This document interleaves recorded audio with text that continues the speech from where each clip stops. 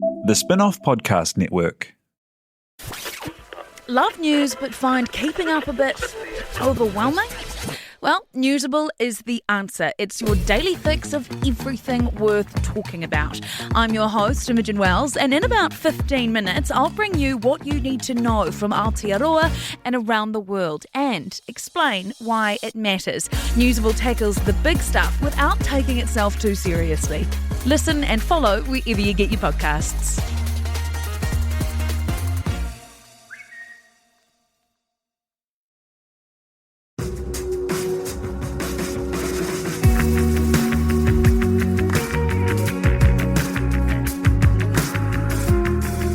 You're listening to Business is Boring, a podcast that reckons it's anything but. Business is Boring is brought to you by SparkLab, offering inspiration and practical advice to help businesses find their edge. To hear more about SparkLab, including details about the latest events, workshops, and business tools, visit sparklab.co.nz. And now, here's your host, Simon Pound.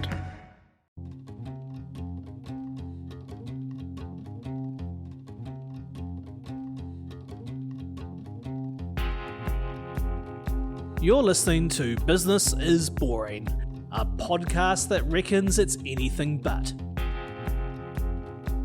Business is Boring is made by the Spinoff with help from Callaghan Innovation, New Zealand's innovation agency.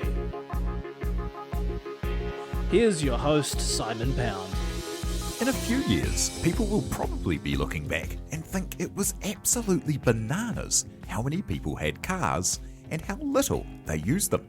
If you think about it, having an asset that you use less than an hour a day, yet where you are responsible for every bit of depreciation, servicing, insurance, risk and upkeep, well, it doesn't seem like the brightest model.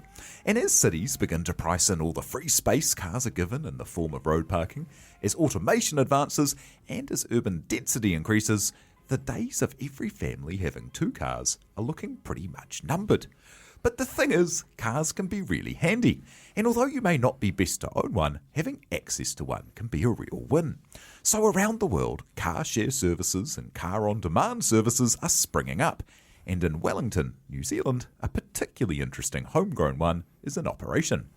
Mevo allows users to open an app, find a nearby plug-in hybrid Audi, unlock it with their phone, hire it by the hour, and then when finished, park it in any metered park in most of Wellington Central, so long as it's run by the council, and then you just walk away.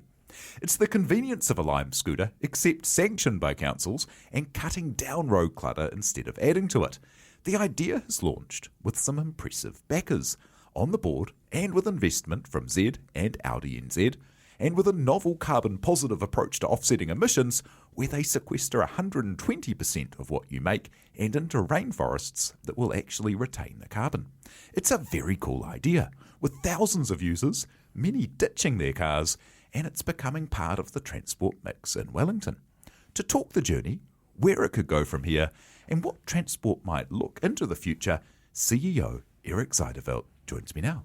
Kia ora, good morning. Kia ora, good morning, Simon. It's a pleasure to be here. Hey, thanks so much for being here. First up, let's go back a few steps into your journey into setting up this business with purpose, because it isn't your first role in this space, is this? Tell me about that.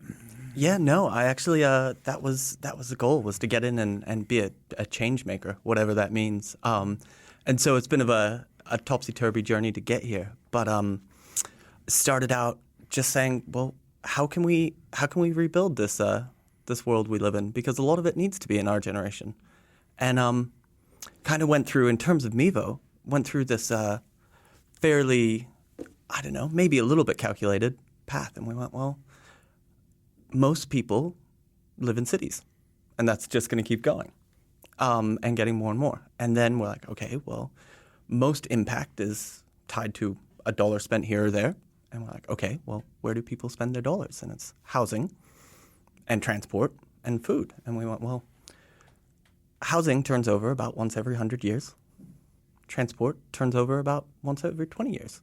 So we're like, well, that looks like a pretty logical place to start, especially like, as you say, the assets are used 94% of the time. But winding back even before that, I went, well, who is making change in the world? Where are these organizations, and what does that look like? And so I studied urbanism because I figured cities were a good place to start, and did some research straight out of uni, and was really lucky because I got a scholarship from Wellington City Council and University of Victoria as well. And with that, I looked into cities and nature and how we put that together, and wrote a really nice paper. I was really stoked with it. I had an amazing supervisor. And I think it pretty much sat on the shelf. Maybe a few people read it, which was nice. But I thought, well, that's cool. And I really enjoyed that. And I think I made some impact, but wasn't quite tangible enough for me. And so the next thing I got into was a pretty amazing organization, the QE2 National Trust, which sets up conservation on private lands around the country and protects them in perpetuity. But private landowners look after them. And so that was a charity enacted by Parliament. Really interesting space, small. And I was a very junior and small part of the team, but put aside an area of land about the size of Greater Auckland, in between Queenstown and Wanaka. And so that's protected. It's effectively a national park forever, it was cool. But charity's tough. It's hierarchical, and there's shortage of capital and pretty competitive as well in a strange sort of way. And so I went, this is a really good learning experience, but not really for me. What other sectors are there? And I tried research and I tried charity, and for whatever reason, government hasn't been my forte. And so kind of started looking for business roles. And the QE2 Trust especially, so many people think that there's this thing called the Queen's Chain and think that there's all of these kind of protections. But actually when you look into it, it's so much of it relies on kind of the kindness of individuals and kind of random little things kind of cobbled together. It's such an interesting space to everyone thinks you have so much power and yet there's so little of it actually going on. Yeah, well, there's the QE2 Trust in New Zealand, and I'm not certainly a spokesperson for them by any stretch of the imagination, is a really unique and kind of awesome version of what happens. But it's not the same as in the UK or other places. It's private landowners who continue to own the land and continue to take care of it. So there's these unsung heroes throughout the country who just have these beautiful parts of their property that they constantly look after and take care of. And that's part of our identity as a country. That's part of our biodiversity, cultural heritage, landscape values that we all enjoy. So it's one of these little things that sits next to our national parks, which are incredible. And so having had these experiences in kind of the intersection between urbanism and conservation and land and cities, what led you overseas and into business? Well, I looked at the economy and I thought, well, the economy is effectively it's a proxy for our world, a good one or a bad one. You can argue both ways, and people certainly like to. But I realized business moves really fast. There's a lot of investment. And, if you think about our country today, what keeps it running? We've got government, certainly a very important part.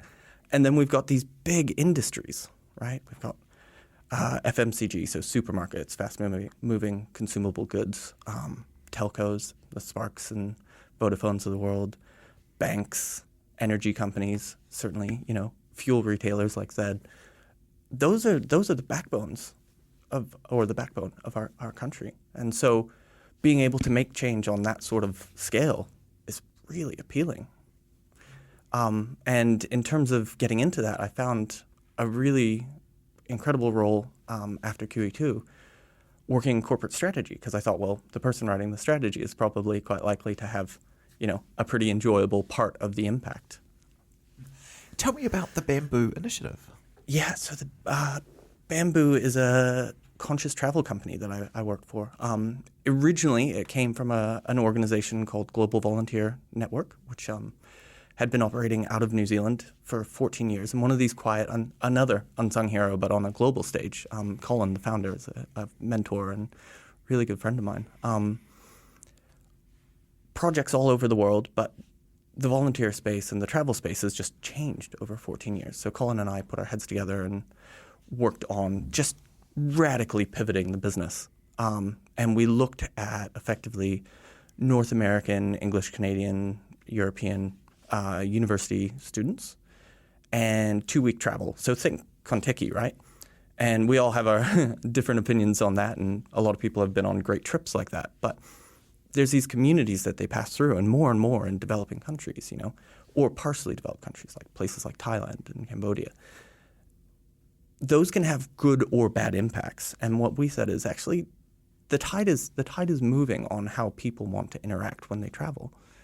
And so we said, don't they want to give back? And we kind of coined this term, give backpackers. So it's backpacking, but you're actually contributing to the community. And we set up these 2-week tours where there were about 4 or 5 days of the 2 weeks, which is volunteering. Now, there's all the challenges around effectively the negative impacts of tourism, and even like do-gooders who are out and actually having more negative impact than positive. So we weren't trying to go into places that were uncharted. I mean, we're talking about places that are pretty already impacted. So Koh Samui is an example. Like, tourism is there. It's happening, whether you like it or not. And we said, well, in these places that already have the impact, why don't we funnel people's time and energy, and to be perfectly frank, money as well, into these communities? So schools and wells and, safe drinking water and education and all sorts of development projects that people coming from North America or Europe get to be involved in. But also for each day that they're there, there's substantial investment into local development projects. And they take those experiences back. That's quite a flip on where the volunteer model was, wasn't it? And that you had to kind of basically join a big organisation and then do a big time commitment, and it was very regimented and not as kind of bite-sized or able to actually fit into a holiday period that most people might have in their study or jobs. And also maybe that's not as forgiving of the idea that you might want to go to the beach around it. Yeah, exactly. So the market had just moved on, and the world had moved on, and Colin and I were back and forth to Bangkok every 2 weeks, and don't worry, we offset our carbon. Yeah. But we worked with the team who set up the original Bamboo in Bangkok, and it was amazing. We delivered a 10x revenue increase in 18 months. We sat down. We were like, well, we could do 10% increase in revenue over the next little bit, which would have been any business that's established and does that in a year, that's a good year. And we thought, well, it's probably about the same amount of work to just redesign everything. And so we put our heads down and got it done. Yeah. I love that idea of give backpackers, because so many backpacking stories are like, oh, and I ran out of money and all the local community basically fed me for a month. And you're like, well, that seems like international bludgeoning. It's quite nice to actually leave things a bit better rather than, go give me no money. It's pretty cool when you see, young kids who can speak 3 different languages because there's just always someone to talk to. And you know that the impacts of tourism would be there regardless. So, the impacts of someone going and teaching is pretty cool. So that's so cool. So being part of that journey, and I love those stories of, the things that lead into the starting of businesses, as what you've done with Mevo is such an interesting thing. Explain for me kind of a little bit about like how you came to have that idea and why you headed back to Wellington to try and make it happen. Yeah, well, I mean, there was another project right in between as well. So Colin and I worked on we co-founded a distributed energy company in sub-Saharan Africa and Southeast Asia, looking at there's 1 billion people on Earth without energy. And so we were going, well, in slums or informal settlements as they're more commonly known. And we looked at distributed energy being battery storage, solar, and lighting. And that was a really big piece of learning. We got a couple of villages set up and a couple thousand families with energy who didn't have them, and ended up spinning that project down. But that also was a lot of the initial conceptual feed into Mevo. And we saw car sharing happening around the world. And we thought, well, this whole business of cars sitting around 96% of the time and being, by weighted average, the largest purchase people make compared to how much they use, or by total, the second largest purchase traditionally. That just doesn't make sense, especially with urbanization happening as it is. So, 50% of the world today, and I think it's 70% by 2050. And we saw these companies spinning up globally. I mean, today Vancouver has over 5,000 free-floating pick-up, drop-off, wherever car share vehicles. Madrid, thousands. Copenhagen is going. Berlin is, I think, almost over 10,000 now. Massive numbers. And kind of similar vein to what we see out of Wellington a fair bit. 42 Below and other companies see things happening internationally. They're certainly not the only vodka company in the world, but they go, oh, we can do that. And actually, we're going to do it really well. We're going to do at least, hey, put our hands in and try and make the best one in the world. That's kind of seems to be the way Wellington does that. So, Finn and I, my co-founder, Finn Lawrence, we had both lived internationally and traveled quite a bit, and saw it happening and went, let's get it done. It needs to happen. And how do you go about kind of pulling together? So if you look at how it is now, it looks like it's a very established thing with these kind of beautiful late model Audis and Volkswagen cars that people can use, and big backers and a very impressive kind of board and investors and the like. But how does one go about putting that together? Because I imagine it wasn't all assured from the beginning in any way. Nope, it definitely wasn't. And there was many sleepless nights. You just start asking the questions. So we were having a conversation about why it wasn't happening. What's keeping car sharing from launching in New Zealand? And so the first thing we realized is you need council regulation to support it. So it has to be sanctioned effectively. And there's complexities and unknowns and risks with doing anything. I mean, we've seen that with a number of transport examples recently. And so we worked really closely with Wellington City Council, who, they were diligent and they took their time for sure. And I'd be lying if I didn't say I wanted it to go faster. But that being said, they went faster than Auckland, Sydney, Melbourne, Brisbane, so very effectively leaders in the space for our region. And we got car share policy, the first one in New Zealand, across the line. So that was a big one. And then later, free-floating car share policy, which is the first one in the region. That was one, certainly backing, having a vehicle partnership. And Audi New Zealand has been incredible. Now we're really enjoying working with Volkswagen New Zealand. And the Giltrap group as a whole has been incredible to work with. I've learned a lot from them. The board, as you mentioned as well, we just started saying, well, laundry list of things we need. Let's go get them done. Technology partners, and in terms of the board and our backers, coming back to that idea that there's these kind of pillar industries that run our society, or enable our society, I think is a much better way to put it. I genuinely believe this is where car sharing or mobility is going. Certainly public transport is incredibly important, and we need to double down investment. And I believe the mobility space supports public transport, and there's a lot of research to back that belief. But if we think about Air New Zealand as an entity, and we're pretty lucky to have them. They're best in the world. I fly far too often and always offset my carbon. But I really think mobility companies are going to look like an Air New Zealand, but in our cities. We think about Air New Zealand as the airport and the space in between in the air, right? But they're not on Queen Street or on Lambton Quay. And I think a company will look quite similar to that, but be part of your daily life. And so with that and the markets, Wellington alone, if we take the number of people, the average total cost of ownership, which is over $10,000 a year, and we put that through, that's $1 billion a year, just private, not even touching on company cars or fleets or anything, or taxis. Then we take Auckland, and when you put Auckland and Wellington together, that's over $10 billion a year.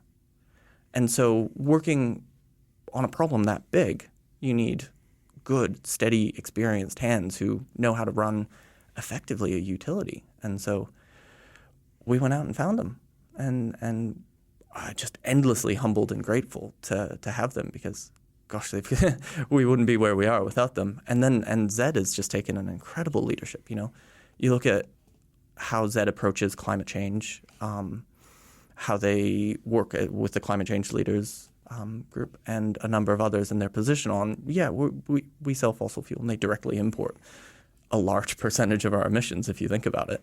But they're actively working with companies like us with, they have the biodiesel plant, things like that, which are all going, well, our core business is going to change drastically in 10 years. So we can either protect shareholder value and see where the future's going or wind it up. And awesome to have that leadership. And what kind of role does a Z play in here? Because I imagine there's two ways that people could look at it. One would be they're moving towards the future and leading change, and the other would be it's good marketing while they're still carrying on doing the things that they currently do, business as usual. Are they providing kind of the energy for the cars, or what's their role there? Yeah, and you could definitely take it both ways, and both are in part true. Energy, certainly, yeah, we purchase that from them and Meridian Energy as well, because they're plug-in hybrids, so we use both forms.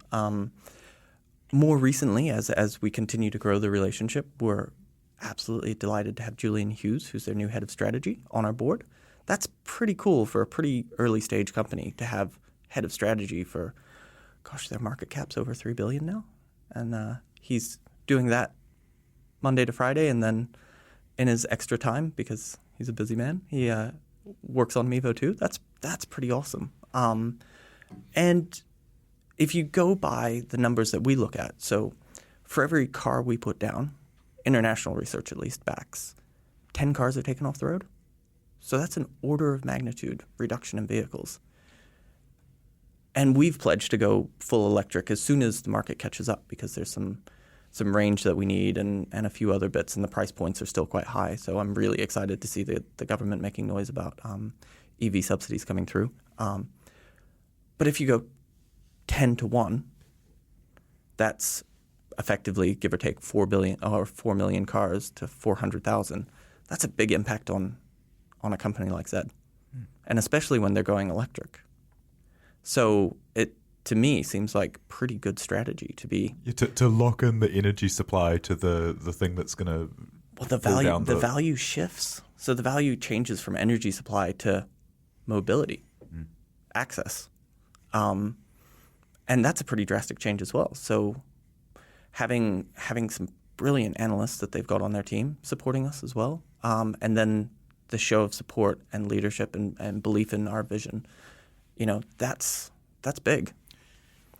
The pressures on the car stock must not just be from car share schemes either. So if you're doing a 10 to 1 removal of supply on the roads, then the pressures of the last mile mobility solutions like your scooters and your bikes, and also the Uber effect, where people in many cities are ditching their cars and just making the choice to take more Ubers around their public transport mix.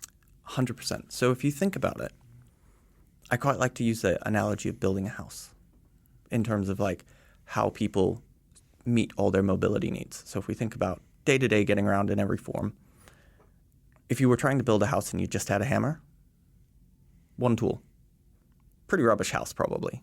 The windows are falling off, and that's kind of how our cities work. If you're trying to get around and you just have a private car, well, you get Auckland congestion, really, don't you? So changing that to a ride-hailing, an Uber, an Ola, a Zumi, when appropriate, a micro-mobility. In the U.S., we don't have the stats in New Zealand, but in the U.S., half of all journeys can be serviced by an e-bike or an e-scooter. They're capable. It's the right distance, the right time. That means half of the trips don't need a car. A ton of metal to deliver a 100 kg payload a person versus 20 kg of scooter, right? So I fundamentally think micromobility is going to be a major, major part of our transport future in cities. but then access to a private vehicle, because there's still, I go tramping on the weekends. I grab a car, or, I grab a car that's just on my block somewhere and drive it out to the airport and drop it off. So those are all examples of, reasons you don't need a car. And then once you let go of either that second car, if you're a 2-car family, or your first car, if you're living, in a place that supports that, like in our home zone, which is where you can pick up and drop off cars, well, you're more likely to walk because you don't have the car sitting there and you have to think about paying for whatever mode you're going to take. Or you're more likely to bike, or more likely to take a bus. Yeah, so it all kind of works together. But it didn't work up until quite recently, we think, because people didn't have something to fundamentally replace their private car. Yeah. So that big gap meant they had to own it, which means they used it for everything else anyways. And because they were subsidising it essentially with that $10,000 a year of dead money that goes into owning a car, they weren't even competition. So if you were choosing whether to take a scooter, a bike, a car or a bus, you've actually already got a $10,000 sunk cost that means that you're always going to prioritise keeping doing the most inefficient option, which is bananas. I did a similar calculation a few years ago and replaced my car with a bike, and then worked out with the amount of money spent on insurance, registration, servicing, etc., I could take up to $50 of Ubers a week on top of riding my bike to work, and I'd still be ahead. And as soon as you make that call, it suddenly is very easy not to have a vehicle. If you walk out of your house and you've got a vehicle that, say, in Wellington, a lot of people walk to work every day, and you have a vehicle there and you walk past it and it sits in your drive. You walk home and it's still there. Every day you can kind of look at, just imagine it's a $20 note or $50 note that you get to pick up and put in your pocket.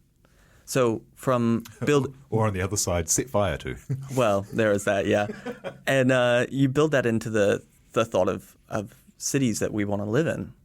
That means more cafes, more galleries, more, call it a faster mortgage pay down, call it another overseas holiday a year. It's pretty crazy. And I mean, I love Auckland, and I love watching how it's changing. And, I note that we're in Morningside in the studio here, and, obviously Morningside's going through a lot of change, and there's just great cafes and taverns and really cool stuff going on here. And that all comes from the freed up capital where people are letting go of owning 1, 2, 3 cars per household.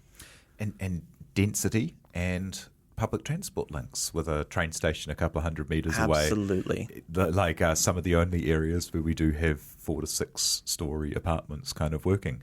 And it feels like we're at the beginning of kind of an urbanisation in New Zealand that anyone who travels and's lived overseas, will have experienced. But I wonder, was that part of choosing Wellington for you? Because Wellington, as you mentioned, lots of people do walk to work, and because of the geography with the hills, it means that you do have quite an urban and cosmopolitan city where people act like they're in a city, as opposed to Auckland that's had that kind of car and sprawl reliance. Well, I think it's one thing I always like to talk about is we're not, in any stretch of the imagination, anti-car. And the car occupies a really important cultural position. And I love driving, especially really lovely cars. And getting out and engaging in the countryside I think will forever be part of our urban identity as New Zealanders. And so that's one thing, is people get these lovely, maintained, beautiful cars to drive. The other thing, though, and touching on your point, is Wellington was where we were. It's dense. We had great networks. So, I mentioned Julian on our board more recently, but Jason McDonald, who was head of commercial for Meridian, as well as sitting on a number of other boards, great connection there. And he led the initial relationship we had with Meridian. Meg Matthews, who was chief executive of World of Wearable Arts and previous marketing at Air New Zealand, through our networks in Wellington there. And on top of that, we also had a council that was really on board. Auckland Transport is doing great work with policy.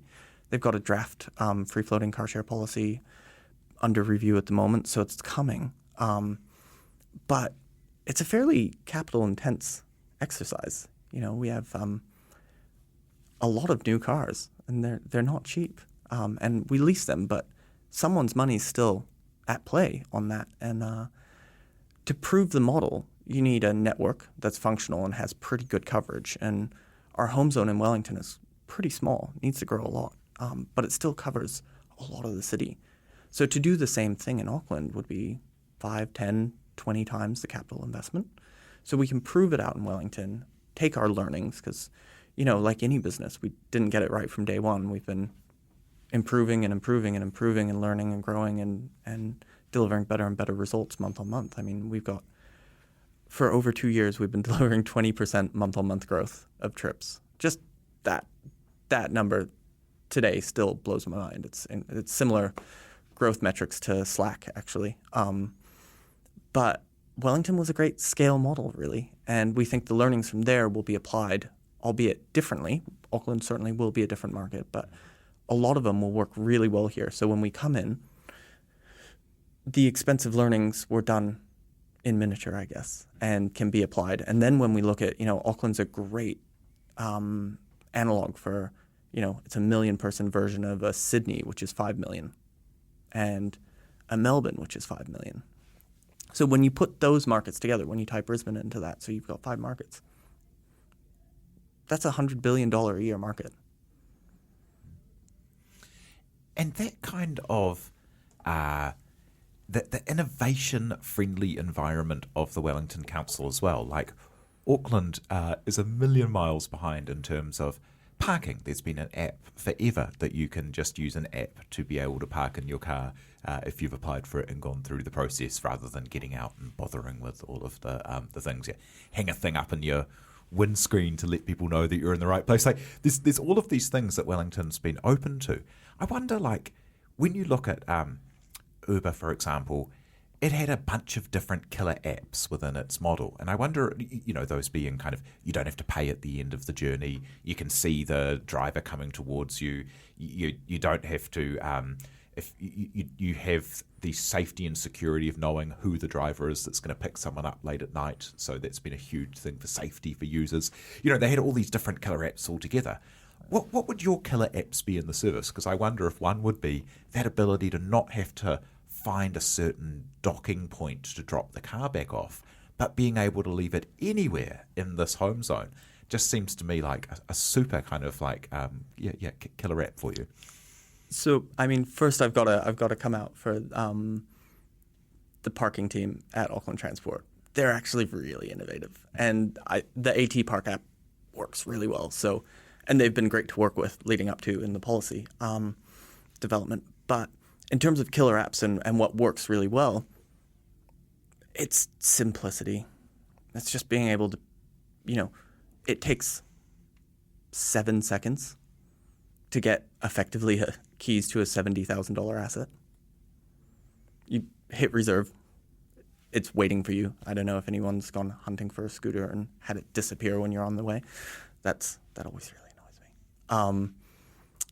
And you hit unlock, and your phone buzzes, and the car unlocks. That's it. It's yours. You don't have to bring it back to the same place. You don't have to worry about return times. To me, it's akin to if I said, hey, gonna watch a movie after work. Cool, well, you're gonna go by a store. You're running late because you forgot about that report you had to ship. So the movie you wanted to watch is a new release and it's all gone. Sorry. So, and you're gonna have to remember to bring it back the next day and you're gonna forget. So you get a late fee. That's nuts, right? And booking and return times and things like that. Just for me, I live in an on-demand, much more like Netflix. And if you think about Netflix in that way as well, they saw a technology curve. They started making their bets early. They had, a significant position when it flipped over. And they were sending DVDs out in the mail. And then streaming came on. And they're just miles ahead to this day. And so on demand, like us, you need a car, just there's 1-2 minutes away from you. And it's waiting for you. And then having every park in the city, every metered coupon P120 park, and at the airport. I have this moment walking around the city that it happens pretty often, and I really enjoy it, where I'll be walking to work or something like that, and I'll see someone pull up in a Mevo and get out, and they don't know who I am, thankfully, and I don't feel too much like a stalker, and I'll be walking along, and they'll get out and lock the car and kind of have this look at the parking meter and the sly kind of grin, and then they'll lock the car and just walk past it. And I think that's a really joyous moment when you're like, I don't have to pay for parking. I don't have to do any of the rubbish things that go with owning a car, but when I'm in a car, it feels like mine. It's not sign-written, bright colors and things like that. It's low profile, and to me, it's about being better than private ownership. People shouldn't sacrifice. They should get more. And I don't know about you, but when I did own a car many years ago, I certainly didn't clean it twice a week. I didn't, So all of those things come in. But getting out of people's way, just making it really simple. That was a really long-winded response. No, that's great. That's great. And in terms of advice for entrepreneurs or people interested in trying to take on a big challenge like this, like changing the kind of urban driver mix in a major metropolis when there are big, well-funded international competitors trying to do similar things, not to the same extent with the simplicity and the tie-in with the councils and stuff, which is really very cool new things, but very seriously kind of funded big overseas competitors. Like, do people tell you are bananas to try it? And of course they do. And what kind of advice would you have for people who want to try to make a dent?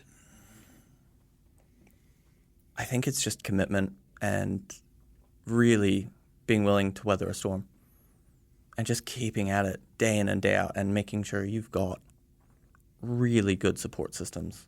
I can't speak highly enough of our board.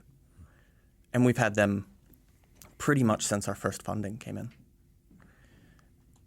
And that's just been such a game changer for us. And I don't know that many startups that do that really early and really well. There's some good examples for sure. But just learning and doing the least you can to learn the next lesson you need to learn. I think those would be the key ones. And in terms of success, what does success look like for you? Oh, tech utopia, which is probably less tech, to be perfectly honest. So less cars, less clutter on the streets, less screen time, more time with people you care about, more time doing things you care about, more time, continuing to build an incredible country together as a community. And when that means 1/10 the number of cars, but all of them being much nicer, and hopefully people getting to spend more time out of work because the economy works better, that's great. So a big impact, and lots of really cool companies that are doing the same thing in their own way. Oh, that's so cool. Thank you so much for coming and sharing your story with us. That's Erik Zydervelt of Mevo, which everyone in Wellington will know well, and keep an eye out for it in other centres around New Zealand. Hey, thanks so much for having me. It's been a pleasure. Thank you very much to Tina Tiller for producing, and thank you very much for having us along and listening. If you are a fan and follower of the Spinoff, make sure you check out the Spinoff Members, a program where you're able to get behind and support and choose and shape the investigative journalism that the Spinoff provides.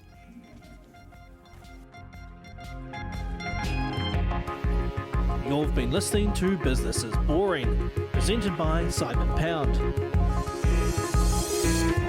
And brought to you by the Spinoff and Callaghan Innovation.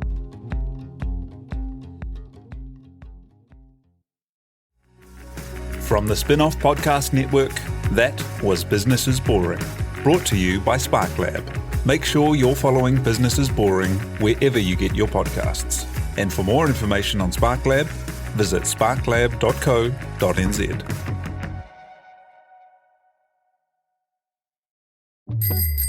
Ready to rediscover the joys of cycling?